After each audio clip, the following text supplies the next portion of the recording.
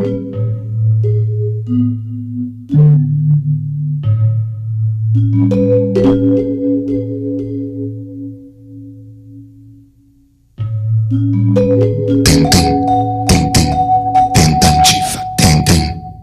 nós vamos conversar com o grupo Poemix BR. O eu é o nó, o nós o é.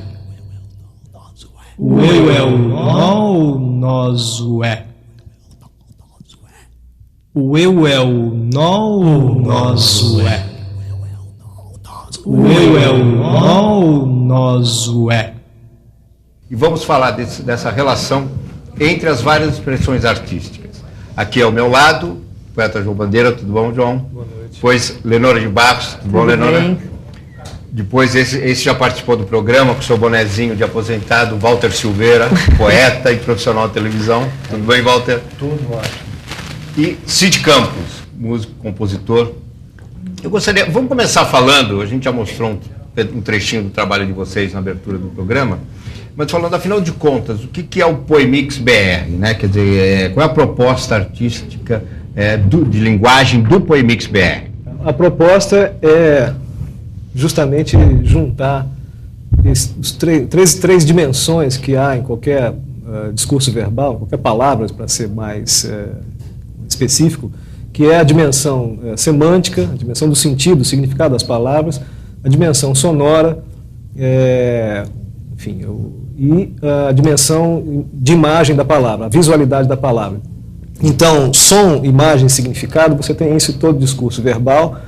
Isso foi explorado de várias maneiras pelas ditas vanguardas históricas do século XX, de muitas maneiras e estilos e soluções diferentes. No Brasil, pelos autores da poesia concreta. Tem um termo do Joyce... Metade do século passado. Metade do século passado, século XX, que por sua vez aproveitaram, entre outras coisas, um termo do James Joyce, justamente que é a verbi-voco-visualidade, que é justamente isso que eu acabei de falar numa palavra só. Mas, enfim, falando da gente e de agora... Vocês são verbo...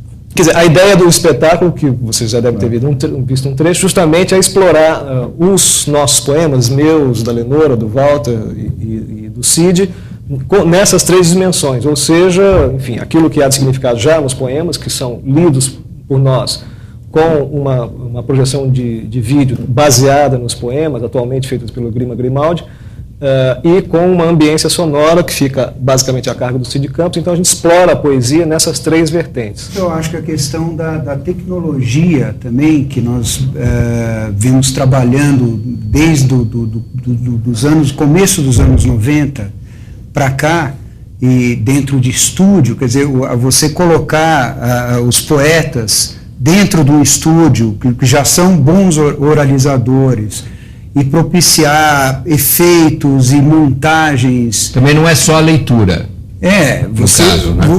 Você abre o leque para outras opções que muitas vezes surpreendem a todos, né? Sempre significa tudo quanto podemos expressar no pensamento de um momento que começa quando o desenvolvimento das palavras na cabeça se espelha, continua e não cessa. A continuação.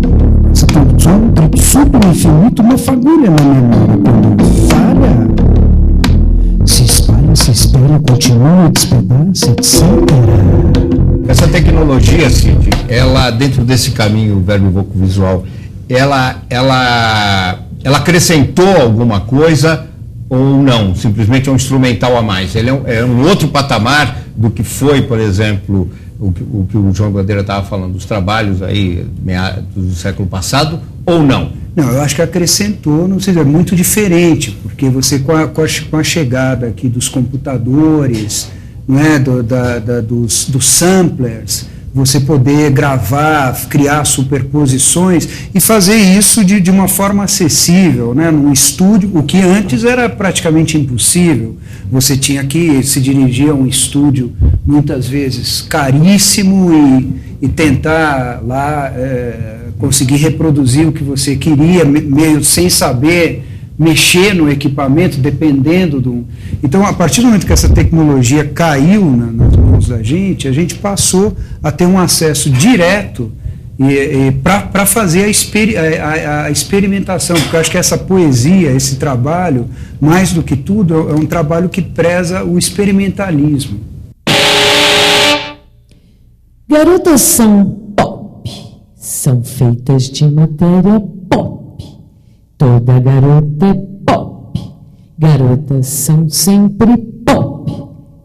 A palavra garota é pop, o som da palavra garota é pop. Ser garota é ser pop. Toda mulher já foi pop, porque já foi garota e pop. Minha mãe já foi pop, sua mãe já foi pop, a mãe de Madonna foi pop. E nasceu, na verdade, numa coluna que eu tive no Jornal da Tarde, numa coluna semanal. Jornal da Tarde de São Paulo. De São Paulo, exato. Isso foi em 94, 95, acho que é 94. E quer dizer, ele nasceu, coincidentemente, quer dizer, foi quando a Madonna veio fazer um show aqui, né, na TV aqui, e daí eu fiz esse texto, tal, inspirado na coisa da Madonna e tal.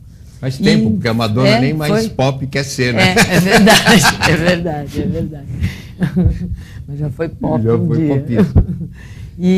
Mas enfim, então daí eu criei o texto e depois eu acho que a primeira, se não me engano, teve uma Bienal na França, que eu participei, uma Bienal de poesia. Foi quando eu comecei a desenvolver a leitura e tal. E daí, aí você passou para a oralidade. Daí fui para o estúdio. Você chegou no estúdio, a Lenora, na verdade, já tinha a leitura. Fui com o texto. Agora, quer dizer, o trabalho depois, por exemplo, essa situação do segundo momento que eu leio e que entra a guitarra, porque ali a gente discutiu o que queria, na palavra pop, entrasse uma coisa meio Jimi Hendrix, quer dizer, uma guitarra pop. Garotas são feitas de matéria. Toda garota. Garotas são sempre. A palavra garota o som da palavra garota ser garota é ser.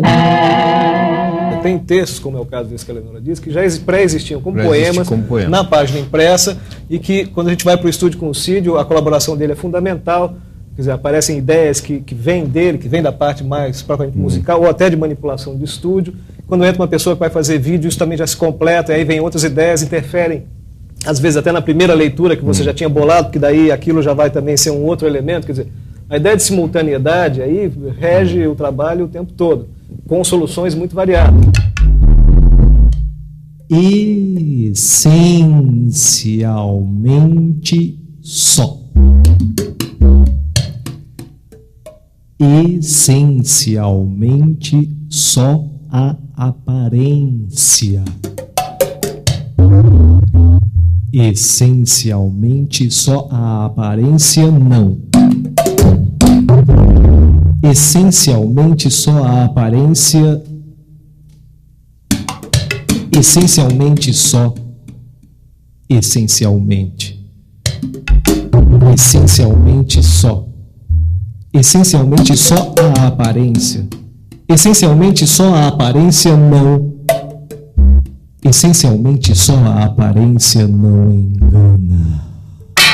Então, as portas de entrada são muitas. Quer dizer, a leitura interfere às vezes no trabalho sonoro, o trabalho sonoro interfere no trabalho de imagem e vice-versa. Quer dizer, o caminho é lógico para que isso interaja, essas três linguagens funcionem como uma coisa simultânea, que aponta para vários lados ao mesmo tempo, mas enfim, que uma coisa se dobre sobre a outra para potencializar o sentido. Talvez seja uma explicação. E por final, quer dizer, há o trabalho de palco, quer dizer, esses poemas depois dessa elaboração... É a quarta dimensão dessa coisa. E aí você tem poemas que, por exemplo, o Dodói da Dendeca, que o Walter faz uma leitura maravilhosa, é complementada também por uma interpretação da Lenora. Só nas letras não tem scratch. Só nas letras não tem scratch. A boneca do doido no Carapaz.